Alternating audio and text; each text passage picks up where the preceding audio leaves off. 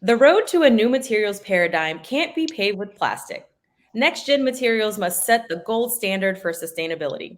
In this conversation, Oihana Elizalde, General Manager of the MIRUM Business Unit at Natural Fiber Welding, Stephen Taylor, NFW's Product Circularity Engineer, and Sian Sutherland from A Plastic Planet will discuss the future of all natural materials as a design solution to the world's plastic dependence.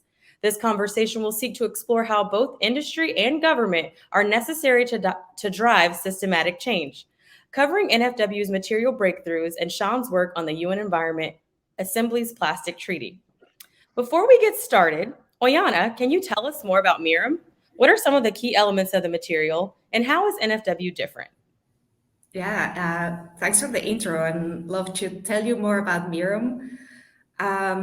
We like to position MIRUM as a categorically new plant-based material that redefines what you can do on the soft goods space.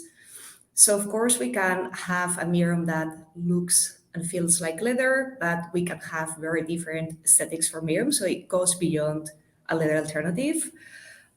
It works great across accessories and footwear, and we'll talk more about what we've done there, but expands into other applications like upholstery and automotive. So very massive impact across very, very large markets. So it can look like leather, it can look like something very different. This is all MIRUM, so you can start imagining how you can design in very, very different ways with MIRUM. What all these things have in common is that they are all natural. There is zero plastics, no PU binders, nothing synthetic on it. There's no animal-based ingredients that we use. As you can see, aesthetically, very, very versatile and very customizable.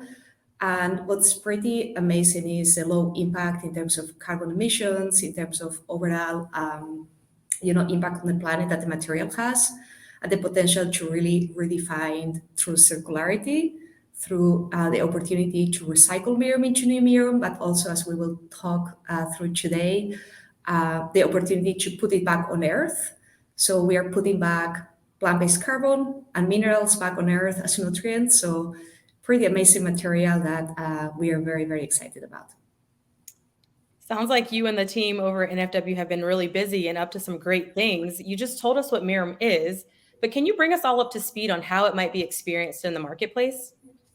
Yeah, so we've been having a pretty busy time. So I would say we have about 15 brands up to now that have launched, mainly on accessories and footwear. These are very different, very, very broad type of brands. Brands like Ralph Lauren, like MCQ from Kering, like Belroy, Hangaya, but also very, very small, kind of very agile brands. So we found some amazing things. As a consumer, you can experiment in shoes. This is a camper shoe. Different types of shoes. This is a lounge we did with H&M, but also very interesting options in things like accessories. This is a mother bag, small leather goods. So I think as a consumer, you're pretty amazed at you touch the material and there is no synthetics and it's all based on plants and other natural ingredients. I would say we have also amazing partners that have invested, like Ralph Lauren, Allbirds, B&W iVenture. So I think that gives you a bit of an idea of, I guess, the versatility that the material has, because very different brands are loving it and are using it for very, very, very different applications. I think what people love is the fact that they can easily manufacture finished goods with MIRUM. They can do it in a way that doesn't compromise performance. But on top of that, you overlay the storytelling opportunity in terms of it's all natural, it has no plastics, it has very low impact. So we are seeing brands and their consumers fully embracing kind of our bio materials and the first finished goods made with MIRUM. That's wonderful. The lack of any plastic is really one of the key differentiators for MIRUM, and so many people don't understand how ubiquitous plastic has become in our world today. I want to bring Sean into this conversation. Sean, you've got a fantastic title. You're the Chief Changemaker at A Plastic Planet. Can you tell us a little bit more about what you're focused on and what you're seeing in the next gen material space? Thanks so much, Amber, and really a pleasure to be with you all. So yes, at A Plastic Planet, we are entrepreneurs. So we have a very different approach to the whole world of plastic activism. We are very pro-business and pro-solution. As you can imagine, as an entrepreneur, I believe business is the tool of change. So we work with industry, we work with governments, and we have this very simple goal, which is to ignite and inspire the world to turn off the plastic tap. What I've always found extraordinary is how somehow the climate crisis and the plastic crisis have become decoupled, thanks to the extraordinary powerful lobbying from the fossil fuel industry, when actually the plastics industry as a country is the fifth biggest emitter of greenhouse gases. And the thing that I also find so fascinating, it is the one material that the invention of which allowed us to break that model that we had for centuries of take, make, reuse, repair, refill, into a new system where we take, make, use once and throw it into the trash can, imagining some magical recycling fairies are going to deal with it. So yes, in a very short space of time, we have created an entirely plastic world. It's in our oceans, it's in our air. There's up to 23 times as much plastic in our soil as there is even in our oceans. We're very emotionally connected to our oceans, but think about the soil. This is the building blocks of everything that we put in our bodies. So we need to take care of our soil. It's in our food systems already. And now we know that it is in our own bodies. And there is this invisibility to plastic that really amazes me, that we need to be aware of, especially in the world of textiles, because so few people actually know that almost 70% of our textiles are made from fossil fuel plastic, which is just leaching microfibers into our oceans. And of course, the air that we breathe. We are literally breathing in our clothes now. So we all have this plastic guilt. It isn't like carbon. I don't know, carbon, I can't see it, I can't feel it, I can't touch it, but plastic? There are no plastic deniers out there. And I think there's few companies in the entire world that don't have some kind of plastic pledge or promise. But words don't equal action. And this is where we need to really move, because we are on track right now to treble plastic production by 2040. Clearly, talking about the problem isn't going to fix it, though, so we have to do more, and we need this radical systems change and a completely new approach to materials. In our work at A Plastic Planet, we work a lot with different industries. We do see a lot of pretender materials, I'm not going to lie, and these are materials that are just a little bit less bad. We don't have time anymore for just a little bit less bad. We need materials that are entirely plastic free, that wean us off the petrochemical industry, which, trust me, textiles, plastic is plan B for the fossil fuel industry. We need materials that aren't just plastic free, but also toxin free, so that they can go back to nature without harm. And for us at A Plastic Planet, that's why natural fiber welding is so exciting, because it has reinvented the world of materials in a way that we've never seen before. And we talk to a lot of people globally. And they haven't just reinvented the world of materials, but somehow reinvented the very language of materials by talking about nutrients. The other bit I love is listen to that list of brands just read out there. This evolution, this revolution really in textiles, it isn't about denial. It isn't about knitted armpits and hairy sandals. This is aspirational. For me, this is an opportunity to put beauty back into the fashion industry. I love clothes, I love fashion, but we cannot continue to have 70% of our wardrobes just plastic bags hanging there. We need to get back to what fashion was always about. It was about craft. It was about enhancement. It was about this beautiful trade and embellishment. We need to get back to those origins. And I feel this new connection with the very materials that we're making, having this new approach, this new language, knowing that they are fully circular. Because, of course, plastic is the most linear material you could ever have, unsustainable from the get-go to the fact it never has an end of life. But when you're taking things from nature, you're not chemically modifying them so that they can go back to nature. That, for us, is radical, and we just want everybody to move into this new world and start thinking about this new language of nutrients. That's amazing, Sian. I want to quickly bring Stephen in. You've authored a paper here, and it's been first released at this conference. And it seems like NFW has a very different take on ideas around sustainability and circularity. Can you let me know what you think, or let everyone know what you think about what's wrong with industry definitions today? Yeah, sure. And Thanks. I'm really glad to be here, and I love hearing Oihana and Sean talk. My background, my training is in soil science, so I'm really glad to hear Sean bring up soil. I love that. But because of that background, I'm used to thinking about the way that nature thinks about cycling nutrients. And a lot of the industry definitions of circularity, this terminology has been around for a while, but the industry definitions of circularity kind of take this linear model and add a few loops to it and call that circular, and then kind of zoom in, but forget that even after those loops, there's still a waste disposal issue, and we're still releasing toxins into the environment and things that nature doesn't know how to cycle through. And so at NFW, we want to look to nature as kind of the gold standard for circularity. And nature doesn't really look at waste as a bad thing. Nature looks at waste as food, and we use food to create new things. So at NFW, we're trying to do that same thing. And it starts at the beginning. It starts with our approach to what materials we're willing to use to create these durable, beautiful items like Oihana was showing off. And if we can really stick to, we want to use plant material, we want to use natural materials that can perform and be durable and beautiful. Then at the end of their life, and we can recycle them, we can reuse them and form them into new things. But at the end of their life, they can return to nature as food, not poison and not toxic to the environment. So that's kind of the approach that we take to circularity. We want to fit that bill. We want to be able to recycle and reuse and keep these materials at their highest value and utility for as long as possible. But we recognize that there is going to be some waste and some leakage. But if we can view that waste as food to the environment and nutrients, then it's a fundamental paradigm shift, and it starts with the materials that we are willing to use in our material. Thank you, Stephen.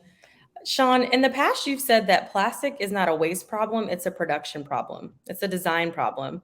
How does this reframing shift how we should think about finding solutions to the world's plastic dependence? Yes, so I often get asked, particularly by individuals, oh, what can I do? What can I do at home? And I'm always saying, it isn't about you. This is not your problem. It's an industry problem. People buy what they're sold. Industry needs to sell you something different, and governments need to mandate that you sell it very quickly.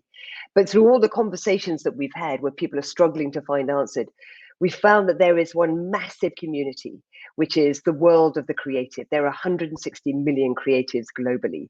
And we work a lot with the creative agencies when they're being briefed by their brands.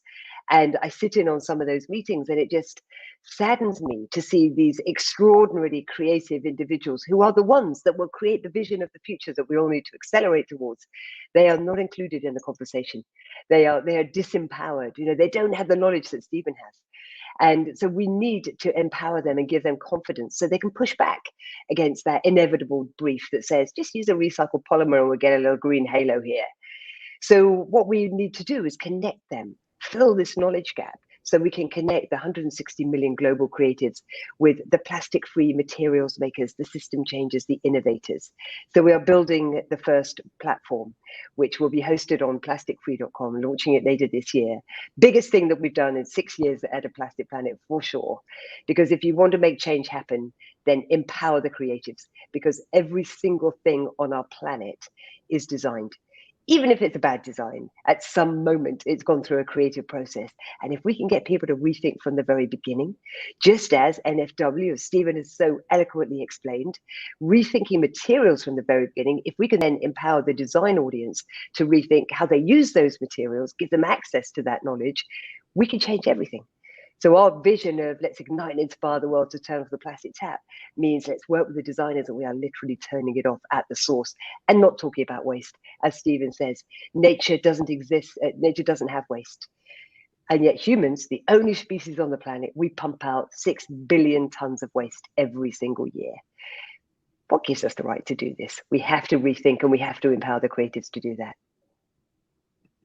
Oihana, you certainly spend a lot of time empowering creatives, and you've had a front row seat to brand partners as they seek to adopt next-gen materials. We know that the path toward true circularity is not easy, and it's a lot more complicated, just like Sean and Stephen said. What have you found is the most pressing issue for some of the brands that you work with? Yeah, that's a great question, and it's been really interesting to have these conversations with the brands we work with. As you saw, they're very different. So I would say typically the way this starts is around maybe things that everybody's more familiar with, and there are certain methods that you can use to quantify, like greenhouse emissions, carbon impact, carbon footprint, things like that. And so very often we start there. And okay, we are very proud of our carbon number. It is much, much lower, order of magnitude lower than other materials. But then as brands really understand how we have a totally different way of putting materials together, is radically different, then their mind really opens up, and we have much deeper conversations in terms of like what issues we can tackle together. And they are very much linked to what Sean was saying on really working with designers and creatives in different ways. Because if they get to embrace natural materials in the way they design finished goods, then you can really start tackling some pretty massive things like zero waste through the manufacturing process, recycling all the scraps that we create. What do we do post consumer at the end of life? Either by making all natural materials or finished goods, or by designing them in a way that they can be easily disassembled and then taken back either to nature or to us to recycle. And then I would say the other very powerful issue that we really discuss is if you really start thinking about radical transparency on where ingredients are coming from, who is growing them, who is harvesting them, what's their conditions. So really linking ingredients that we use every day to communities. People want to understand where they are coming from. How can I impact somebody somewhere in the planet having a better choice or a better opportunity in life? So the idea of social justice, and really being able to now take all these growers and farmers and integrate them into these very massive supply chains around fashion industry, automotive industry, upholstery industry, I think is very powerful. And these are really top of mind for many brand partners, but I would say for many of us as consumers. So this whole idea of bringing a whole other intention, the way we design a finished good, it's something that really we see very, very top of mind for many brands, and is going to change the way we work with them and the way we integrate our materials into consumer goods. That's fantastic. And Stephen, I would love to hear any supplemental thoughts that you have about designing with intention or the carbon number, as Oihana mentioned.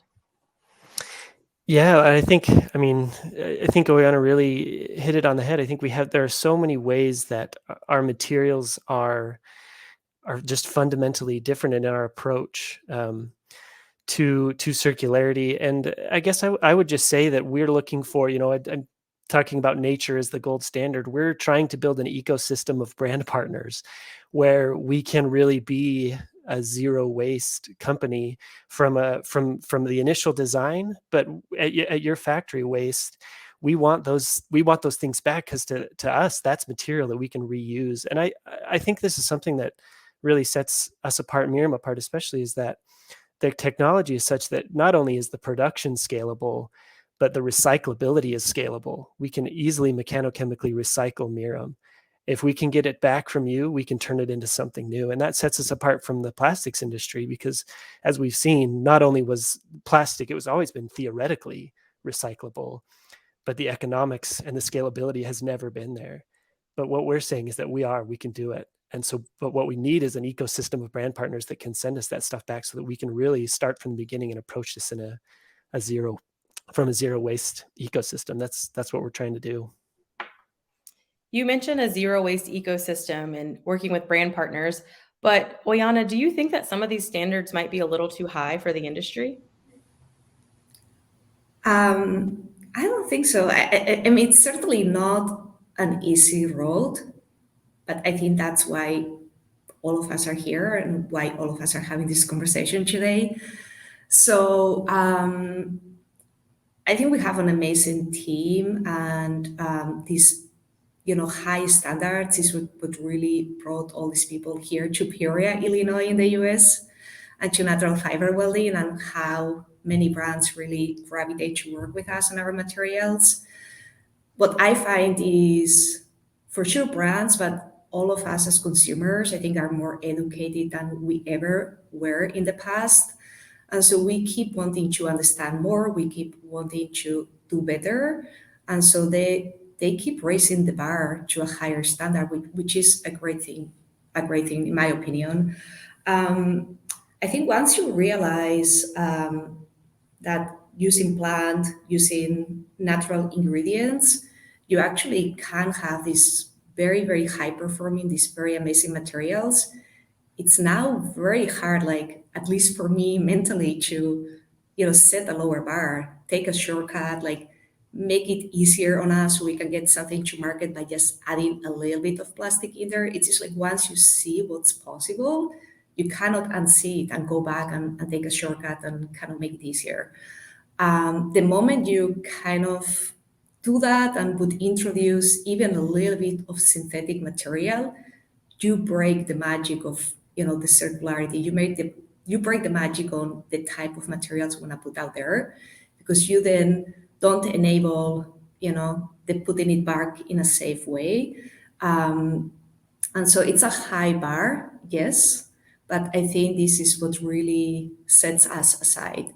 I think Sean was saying it earlier. It's not about less impact or making it less bad.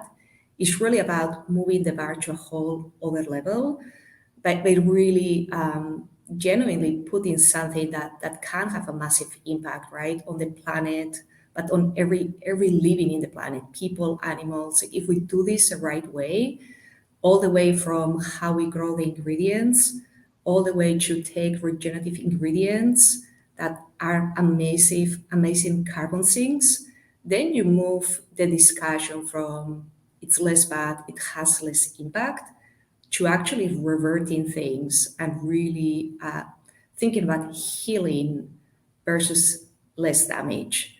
And so, yes, it's hard, but it's extremely motivating. And I think that's what's really driving the team here to do very amazing things. Well, you've certainly given us a lot to consider. Sean, I want to pivot back to you. You were very involved in the recently legally binding UNAE resolution to end plastic pollution by 2024. Can you give us your perspective on the role of governments and industry in driving toward truly sustainable long-term solutions? Yes, we talk a lot to big business. Because we believe, that if they are going to be, they're the ones with the power right now. Governments are too slow, too unwieldy, too enthralled to the fossil fuel industry. And this is not about, the general public. This is about industry. But when you talk to industry, it is incredibly difficult for them to change. They have spent 30 years now becoming absolutely addicted to this incredible but toxic and indestructible material. So to ask them to just wean themselves off when their entire supply chains, everything that they make, the economic model of what they do, everything is framed around fossil fuel plastic, is incredibly difficult and highly disruptive and economically disruptive as well. So we have to make it a have to, not a nice to, because then it helps industry. It creates that level playing field. So governments have a huge role here to do better. They need the science is there, the solutions are there now. What are we waiting for? And then the final nail in the plastic coffin is going to be the UN Plastic Treaty. And as you mentioned, in February this year, very good news at UNEA 5.2, it was agreed with 167 countries saying, yes, we want a global plastic treaty. But not only that, we want it to be legally binding. This is extraordinary. The fossil fuel industry would not like it to be legally binding. We want it not to just talk about marine litter. Another very important fact. Everybody wants to talk about marine litter, like this is something that's just been dropped off the side of a boat accidentally, instead of the billions of tons of plastic that is infecting our planet now at every single level. It's going to be the whole life cycle of plastic, not just that little bit of litter that we talk about in the end. And then the final point that is very exciting to me is it will also talk about human health and the impact on human health. And we all know we are a very selfish species. And if there's one thing we care about, it's our own health. And as soon as you find out the truth about the impact, particularly on pregnancy, on our children, on newborns, the impact of the toxins within plastic, this is going to be a massive leap of change, because where there is a health risk, there is a corporate risk. So I think the UN treaty is going to really help governments, because suddenly they don't feel isolated. There's a unity. We're all in this together. I think the industries beneath will be very grateful to have guidance, because it's voluntary, as we know, just doesn't work. If all the global treaties in the world were successful, we'd see a 7% reduction in plastic pollution. And that's of a trebling that we're forecast. So voluntary is never going to work. We have to have new laws. We love to live in a libertarian society, but laws are the only way that we're really going to make some big progress. And now we're creating a vacuum. This is where innovation will happen. As soon as things look like they're going to be banned, you suddenly see the green shoots of innovation. And that's where organizations like NFW, this is what we need to see. We need to propagate. We need 1 million NFWs out there on the planet. There is a very, very big pie for everyone. And all these different levers of change, I think, are really going to impact that. Well, thank you so much, Sean. That was very inspiring. And yes, we do need 1 million more NFWs, and we are very happy to blaze the trail. I want to thank you all for such an inspiring conversation. Sean, if you could quickly please let everyone know where they can learn more about you and your initiatives. Yes, you can always follow us at A Plastic Planet. Don't forget the A. Later this year, we'll be launching Plastic Freedom. Visit that, do sign up if you want to know more about it, because that's going to give you a huge amount of answers. Follow me on LinkedIn. You know, I'm always talking about this stuff on LinkedIn. So if anybody wants to follow me on that, then we can have a direct exchange. Thank you. And for everyone else, you can follow NFW online on all of our social media. You can just go to naturalfiberwelding.com. If you want some more information about MIRUM specifically, please visit madewithmirum.com. And please stick around for a quick live Q&A. And don't forget to visit our virtual booth. Thank you.